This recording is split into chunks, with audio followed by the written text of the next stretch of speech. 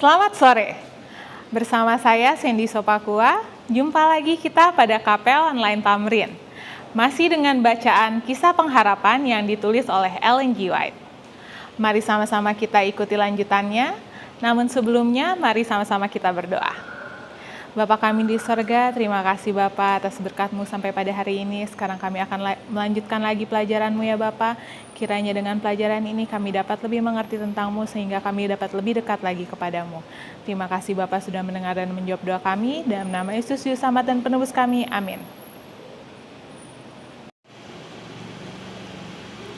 Yesus menjawabnya, katanya, ada firman, jangan engkau mencobai Tuhan Allahmu.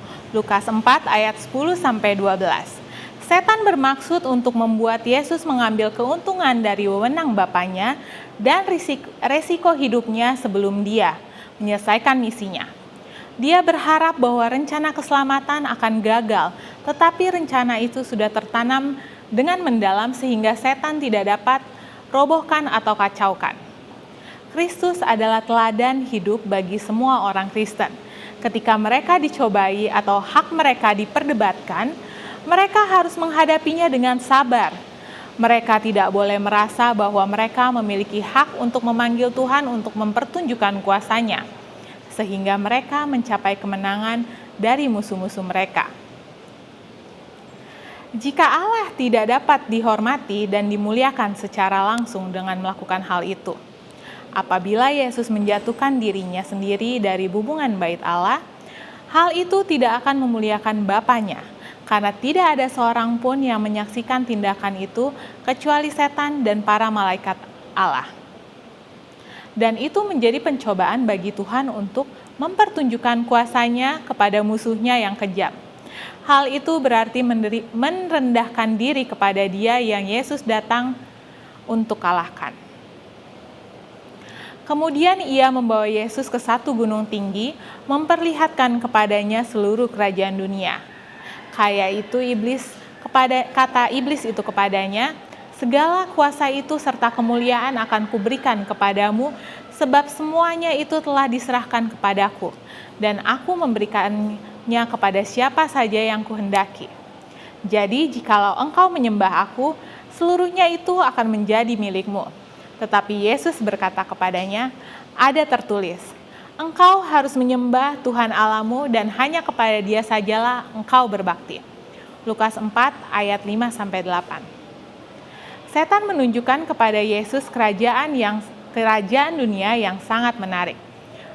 Apabila Yesus menyembah kepada Dia saat itu, Dia menawarkan untuk menghentikan tuntutannya atas kepemilikan dunia ini. Bila mana rencana keselamatan dapat dilaksanakan dan Yesus mati untuk menebus orang berdosa, setan menyadari bahwa kuasanya akan dibatasi dan akhirnya akan dicabut dan dia akan dikalahkan. Oleh karena itu, dalam rencana kerjanya, jika memungkinkan dapat mencegah Yesus menyelesaikan pekerjaan besar yang sudah dia mulai. Apabila rencana keselamatan Allah itu gagal, maka setan akan mempertahankan kerajaan yang dia akui sebagai miliknya. Dia menyanjung dirinya sendiri bahwa dia akhirnya akan berkuasa seperti lawan Allah di surga. Si penyesat ditegur. Setan merasa senang ketika Yesus meninggalkan surga serta kuasa dan kemuliaannya. Dia menyangka bahwa anak Allah berada di bawah kuasanya. Pencobaan yang dengan mudah menguasai pasangan suci di Taman Eden, dan dia berharap dengan kuasa iblisnya yang licik dapat menggulingkan anak Allah, sehingga akan menyelamatkan kerajaan dan hidupnya. Apabila dia berhasil mencobai Yesus untuk menyimpang dari kehendak Bapaknya, dia akan mencapai tujuannya. Tetapi Yesus berkata dengan marah kepada si penggoda itu, "Enyahlah daripadaku, setan." Dia menyembah hanya kepada Bapaknya. Setan menuntut bahwa kerajaan dunia adalah miliknya dan menyarankan kepada Yesus bahwa dia dapat menghindari semua penderitaannya dan dia tidak perlu mati untuk mendapatkan kerajaan dunia ini. Apabila dia menyembah Dia walaupun hanya sebentar, dia dapat menguasai dan memerintah seluruh dunia. Tetapi Yesus tidak tergoyahkan. Dia mengetahui bahwa waktunya segera tiba ketika yang senilai dengan hidupnya, dia akan menebus kerajaan itu dari setan. Sesudah itu, seluruh surga dan dunia akan diserahkan kepadanya. Dia memilih hidupnya menderita dan kematian yang sangat mengerikan sebagai jalan yang Bapaknya tunjukkan bagi dia untuk mewarisi kerajaan dunia secara hukum yang diserahkan ke dalam tangannya sebagai miliknya selamanya. Setan juga akan diserahkan kepadanya untuk dibinasakan oleh kematian, sehingga tidak lagi mengganggu Yesus atau umat tebusannya di dalam kemuliaan. Pelayanan Kristus sesudah setan mengakhiri pencobaannya. Dia meninggalkan Yesus sementara waktu. Malaikat memberi dia makan di padang belantara dan menguatkan dia. Dan Bapaknya memberkatinya. Pencobaan setan yang sengit telah gagal walaupun sampai sekarang dia memperhatikan pelayanan Yesus agar di lain waktu dia akan kembali mencobai dan dengan rancangan melawan dia. Dia masih berharap dia akan mengalahkan dia yang tidak menerima Yesus, yang membenci dan ingin menghancurkan dia.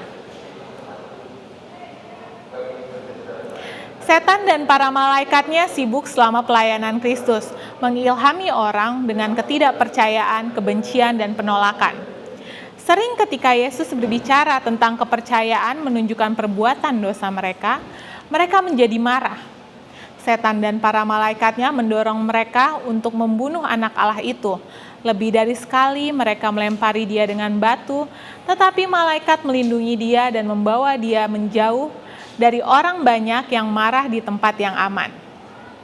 Sekali lagi, ketika kebenaran yang pasti keluar dari bibirnya yang suci, orang banyak menangkap dia dan membawanya ke puncak bukit yang terjal, dengan maksud melemparnya ke bawah.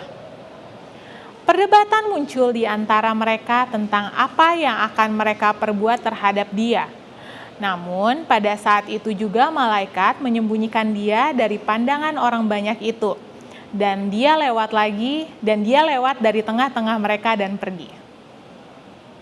Demikianlah pelajaran kita pada sore hari ini. Mari sama-sama kita berdoa. Bapa kami di surga, terima kasih Bapa atas berkat-Mu hingga sampai pada hari ini. Tadi kami sudah mempelajari sebagian dari firman-Mu ya Bapa. Berkat dengan firman ini kami dapat lebih mengerti dan dapat melakukan sesuai dengan kehendak-Mu ya Bapa. Terima kasih Bapa sudah mendengar dan menjawab doa kami. Dalam nama Yesus Selamat dan Penebus kami. Amin. Sampai jumpa minggu depan, Tuhan memberkati.